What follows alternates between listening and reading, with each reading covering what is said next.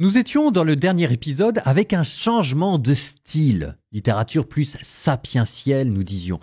Nouveauté, nouveauté, nouveauté, nouveauté quand tu nous tiens. Isaïe confirme ces changements de style et cette fois-ci bascule à nouveau, chapitre 34-35, sur un autre style, un style apocalyptique. C'est ce que je vous disais, Isaïe commence à avoir un petit côté baroque là, non ? Baroque ici au sens de irrégulier, comme une pierre mal taillée, mais qui justement parce qu'elle est mal taillée, qui passe d'un style à un autre, arrive à nouveau à susciter l'attention, l'attachement, l'étonnement. Donc, petite apocalypse de 2 chapitres. On l'avait déjà vu, chapitre 24-27, et voilà qu'on est reparti à la fois dans la fin des temps, chapitre 34-35. Vous commencez à sentir qu'il y a dans Isaïe certaines structures qui se répètent, certains refrains qui reviennent, certains mécanismes de pensée. C'est comme si il y avait un accouchement qui n'arrivait pas à se faire. On sent le prophète qui est sur le point d'accoucher d'une idée géniale. On sent qu'elle est là, il arrive quasiment à la voir, mais elle reste en dehors de portée et alors le prophète tourne et retourne. C'est un nouveau cycle de méditation. On est reparti du passé pour réfléchir sur le présent, pour imaginer ce que pourrait être le futur, pour ensuite, pouf, passer de l'autre côté du voile, l'apocalypse, les derniers temps. Est-ce qu'on va y arriver ? Est-ce qu'enfin on va l'avoir, cette idée géniale d'inspiration divine accouchée ? Pas dit que ce soit dans ce chapitre, mais en attendant, on souffre avec lui. Les 2 chapitres que vous allez entendre en style apocalyptique sont constitués en diptyques. Chapitre 34, Dieu va convoquer toutes les nations pour un procès ultime. Chapitre 35, cette fois-ci on va voir le retour des exilés à Sion. Chapitre 34, on parle de colère, de terre desséchée, d'animaux sauvages. Chapitre 35, allégresse, désert en fleurs, plantes aquatiques et guérison miraculeuse. Bonne lecture!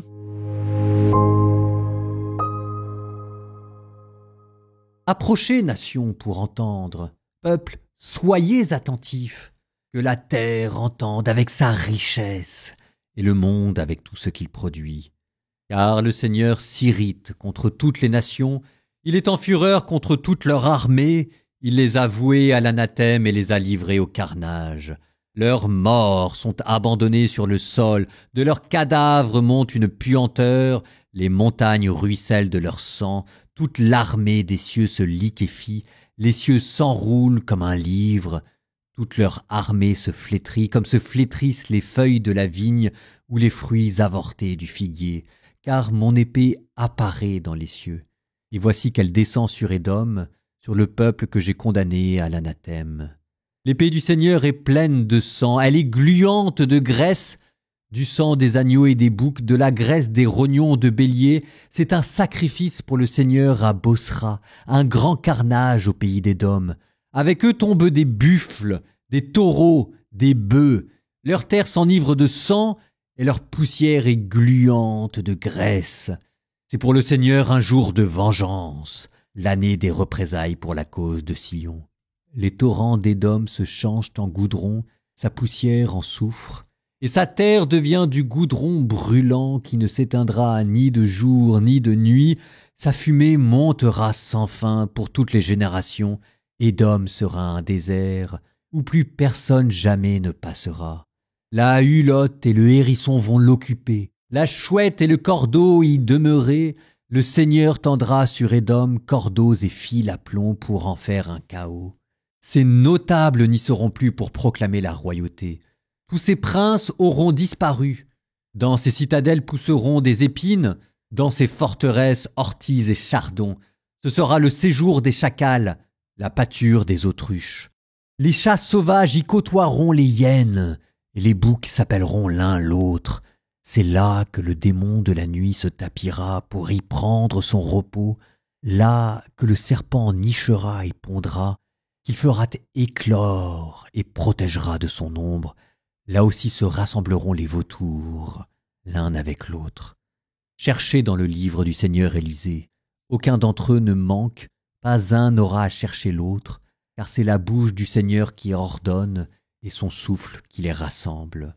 Lui-même a tiré au sort pour eux, sa main leur a partagé le territoire au cordeau.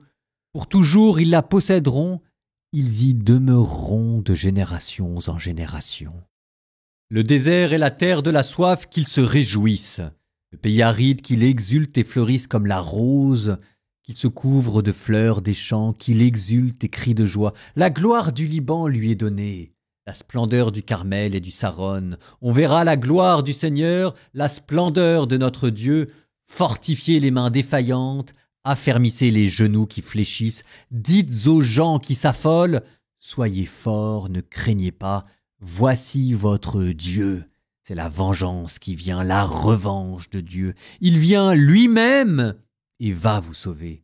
Alors se dessilleront les yeux des aveugles et s'ouvriront les oreilles des sourds. Alors le boiteux bondira comme un cerf et la bouche du muet criera de joie, car l'eau jaillira dans le désert, des torrents dans le pays aride. La terre brûlante se changera en lac, la région de la soif en eau jaillissante. Dans le séjour où gîtent les chacals, l'herbe deviendra des roseaux et des joncs. Là, il y aura une chaussée, une voie qu'on appellera la voie sacrée. L'homme impur n'y passera pas. Il suit sa propre voie, et les insensés n'y viendront pas s'y égarer. Là, il n'y aura pas de lion, aucune bête féroce ne surgira, il ne s'en trouvera pas, mais les rachetés y marcheront. Ceux qu'a libérés le Seigneur reviennent. Ils entrent dans Sion avec des cris de fête, couronnés de l'éternelle joie. Allégresse et joie les rejoindront. Douleurs et plaintes s'enfuient.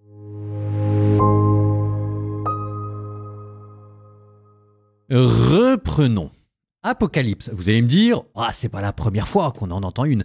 Oui, il y a quand même des petites nouveautés. Je vous l'ai dit en introduction. En introduction, je vous ai dit diptyque, j'allais dire même quasiment version binaire. Chapitre 34, l'univers du mal, qui était représenté par Édom et qui subit un jugement total et irréversible. Et chapitre 35, vous avez entendu l'univers des justes, qui lui était réhabilité, guéri, transformé. C'est une vision binaire. Et cette vision binaire qui, à la fin des temps, apparaît comme si on avait bien séparé le juste de l'injuste, le bien du mal. Cette vision binaire propre à la fin du temps où le combat du bien contre le mal se fait de manière plus transparente, ça n'existait pas encore dans la Bible. En tout cas, pas aussi nettement que là, dans ces chapitres. Parfois, vous aviez au sein d'un même peuple le jugement, la condamnation qui coexistait avec la grâce et la rédemption. Alors que là, pour le coup, il y a vraiment un jugement final irrévocable avec séparation absolue des bons et des mauvais. Les mauvais ont un chapitre entier à eux, rien qu'à eux, chapitre 34, et les bons ont un chapitre à eux, rien qu'à eux, chapitre 35. En cela, ça vous préfigure l'Apocalypse de Matthieu où Jésus dit « Je mettrai les brebis à ma droite et les boucs à ma gauche ».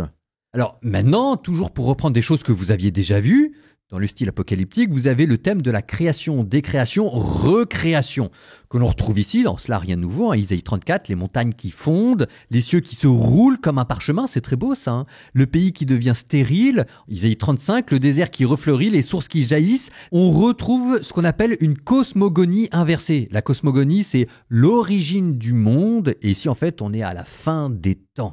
Avec quand même ce qui est un tout petit peu nouveau, cette histoire des cieux qui s'enroulent comme un livre, qu'on retrouvera plus tard dans la grande Apocalypse, celle de Jean à la fin du Nouveau Testament. Les cieux qui s'enroulent comme un livre, c'est l'idée que l'histoire humaine est comme un livre qui enfin a été écrit et enfin les desseins de Dieu se sont accomplis.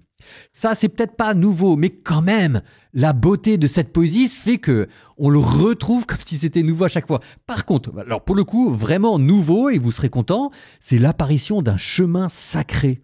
Chapitre 35. Il y aura là une route, un chemin qu'on appellera le chemin sacré. C'est quoi cette affaire ? Une image qui préfigure la voie du salut dont le Nouveau Testament vous dira qu'elle est la voie de la sainteté. Elle est large la porte, il est facile le chemin qui mène à la perdition, et ils sont nombreux ceux qui s'y engagent, dira Jésus, mais elle est étroite la porte, il est resserré le chemin qui mène à la vie, et ils sont peu nombreux ceux qui s'y engagent. Précisément, c'est sur ce chemin de sainteté, cette voie sacrée, qu'il y a une grande nouveauté, même si en français elle n'est pas vraiment visible, il faut passer du côté de l'hébreu. C'est parce que c'est la première fois qu'apparaît le terme de racheter. Là, sur ce chemin, il n'y aura pas de lion, aucune bête féroce ne surgira, mais les rachetés y marcheront, ceux qu'a libérés le Seigneur reviennent. Goélim, les racheter, et le nom qui va avec, Goël, le Rédempteur. Pour la première fois dans la Bible, Dieu est présenté comme un Rédempteur, un Goël. Ah, ça veut dire quoi, Goël? On en reparlera plus tard. Juste quand même, Goël, on l'avait déjà vu, mais il est appliqué à un homme. Il était appliqué à Bose quand il prenait soin de Ruth. Bose s'était fait le Goël de Ruth. Bon, tout ça, ça prépare une transition vers la deuxième moitié du livre, c'est ce que je vous disais à partir du chapitre 40, où cette fois-ci, ça va être la consolation qui va devenir le thème central. Vous me direz, ça fait du bien parce que la colère des prophètes, on en aura eu des chapitres. Patience, courage, le meilleur est à venir. Allez, c'est le moment de prier, les enfants, on y va. Au nom du Père et du Fils et du Saint-Esprit, Amen. Seigneur, tu renverses les puissants et tu fais fleurir le désert. Tu dévoiles le néant des orgueilleux, mais tu ouvres un chemin pour les cœurs brisés. Seigneur, regarde ma vie.